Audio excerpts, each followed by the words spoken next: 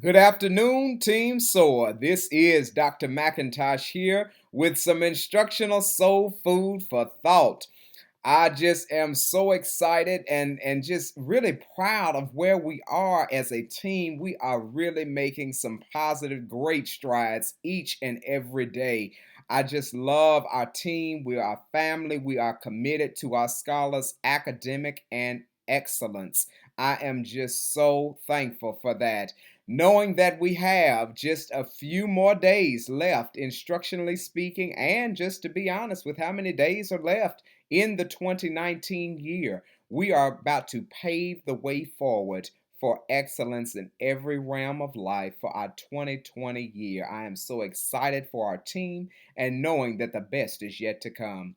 For our thought for the week, we're really, daily instruction is occurring and it's occurring in a great way. However, sometimes we find through our data analysis, if you will note, our most recent data meeting, we find areas that there are just still some gaps that are present.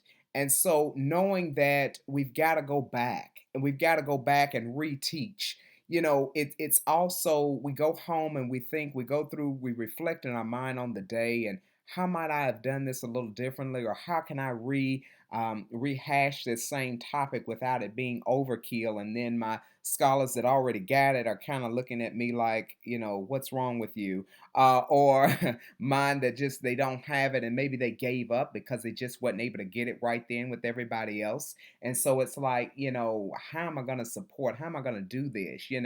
In the midst of needing to go forward for the scholars that have already got it, and then trying to ensure that scholars are not missing too much of the progression of going forward and going back at the same time. What I've put together for you today, and this is why I'm doing it a little bit differently. Normally, you see my face, and this week, unfortunately, I wanted to be able to give you just kind of some insight for 11 purposeful reteaching strategies, and so I want to walk through each one, and then I'll have this sent out to you as we continue to engage as far as instruction is concerned with our scholars. So, 11 purposeful reteaching strategies. It's one thing to do a reteaching opportunity, but we want to make sure that it's purposeful. And so I began with number one is asking for student samples of learning expectations. So, asking ourselves and our scholars, how does it look for us to possess mastery in a specific area? It's one thing when we have that plan or we have that objective or essential question, but what does it look like when we have mastered that?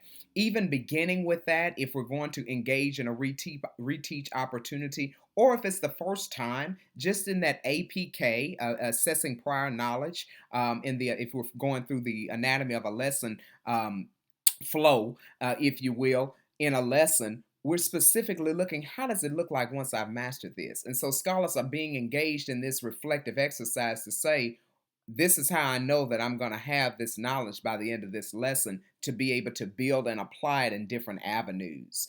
Number two, model key steps in a strategy or a process.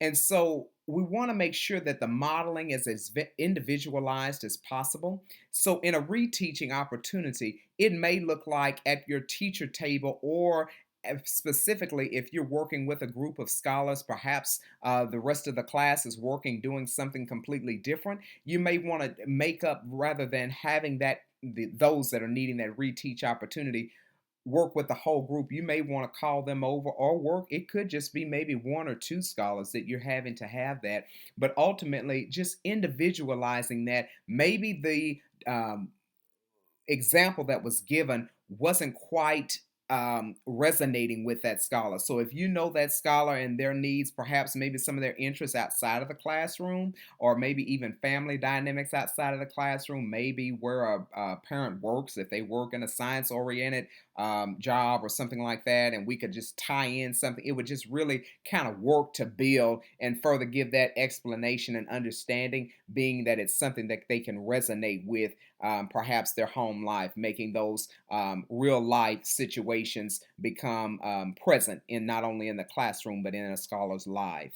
Additionally, using manipulatives, number three, models and visual representations. If you will note, we're doing some work in the beginning of the second semester around uniformity among our anchor charts, specifically for specified literacy and writing dynamics, such as identifying the main idea, what a complete sentence needs, nouns and pronouns, types of sentences, things of that nature, creating those walls that teach. These can also provide scholars with an opportunity when they're needing to go back and have a reteach opportunity to ensure that they are all successful. Anchor charts don't necessarily have to be teacher developed. There also can be scholar developed. And so knowing that when scholars are engaged in designing their own, we're reinforcing that. Then it's placed within their Avid binder in a section of perhaps resources, if you will. We won't necessarily call them anchor charts or anchor chart section, but a resource, because that's something that they'll be able to identify. Just when we go and we don't know what a word is, we go and look it up.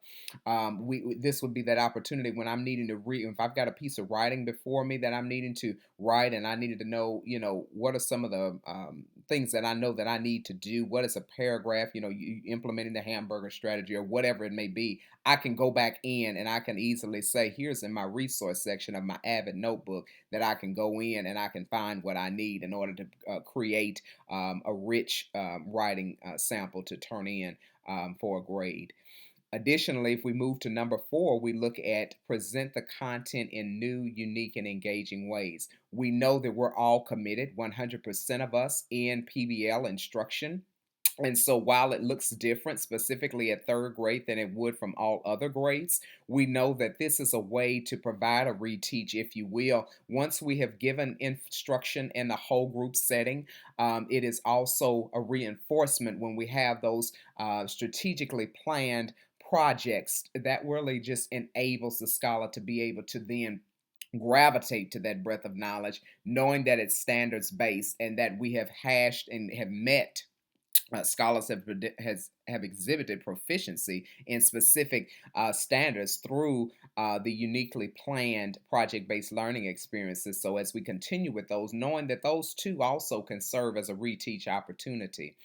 Number five, conducting multi step review sessions. I am reminded of, in some of our classrooms, I see that we highlight important content along the way. I also look for periodic pause, question, and response. I see that that's happening in many classrooms, and I'm asking that please continue because that is very, very critical to that for us to be able to stop ongoing, ask some questioning, and then continuing. I remember in Miss Kirk's classroom last week as they were engaged in a classroom read aloud. She would stop, Miss Kirk would stop, and she would ask specific questions and then being able to pull out. And we monitor and adjust to see if, in fact, we need to go in and have an additional reteach opportunity. And then whole group allowed recitation, knowing kind of what that may look like is going to be unique to the scholars as well as the classroom dynamic. Number six, provide practice activities that move students towards guided and independent transfer. So right there, I'm looking at the gradual release of responsibility, specifically that GRR following our Literacy First framework, ensuring that while we have identified and have introduced and we have had the teacher input hour, it is now our time. It is time for us to move to the we, meaning guided practice. Then it's perhaps two or a small group, and then you. So we don't always want to jump from teacher input right to student. We want to have that time for that gradual release, just because it's like we're scaffolding them and just gradually letting them go on independently to reinforce what the overarching standard essential question is for that specific lesson.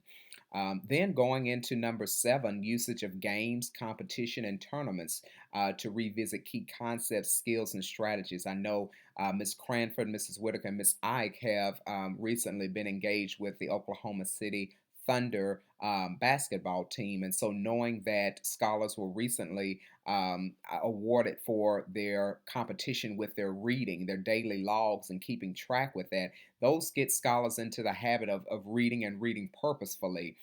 Taking it a step further, I have Kahoot here because I know that I was in Mrs. Barks' class and saw that a review was being had with the usage of the Kahoot learning platform online. And so, scholars' engagement is just soaring in so many different avenues as we are integrating technological devices in addition to other mechanics in order to ensure that we have that rich environment where scholars are engaged, and that at the same time we're reinforcing and giving a specific second reteach opportunity, if you will.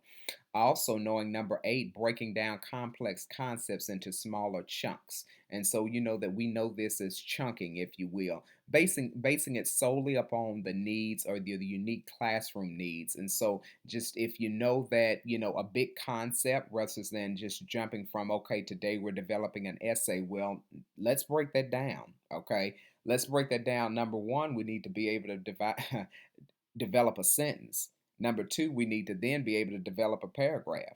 Number three, then we need to be able to know what the elements are that make up an essay, the types of paragraphs that are given, an introductory, then the body, then the concluding paragraph, knowing what punctuation looks like. There's several elements, so we don't jump from A to D. We got to make sure that we go B, C, then D. And so just ensuring that as we are consistently engaged in planning and developing those daily experiences for our scholars is critical.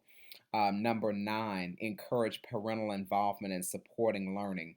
I know that we have a unique parent demographic, and so nevertheless, no matter what, even when we are needing to have reteaching opportunities, we can engage and ensure that our parents are aware, and that if they're needing support in that reteaching, that also we're reaching out and providing those resources on how that may look. It may be simply where a parent comes up and 5 to 7 minutes of the day we have, kind of shown them what it is that how they can support at home, because we don't always want to jump to retention. We don't always want to jump right to, just this specific scholar's load. This is, you know what I mean. At the end of the day, um, we have the ability to ensure that each and every scholar is a high performing scholar. And so knowing that, that's going to guide then that encouraging that parental involvement to ensure that everybody has their role and they're meeting their role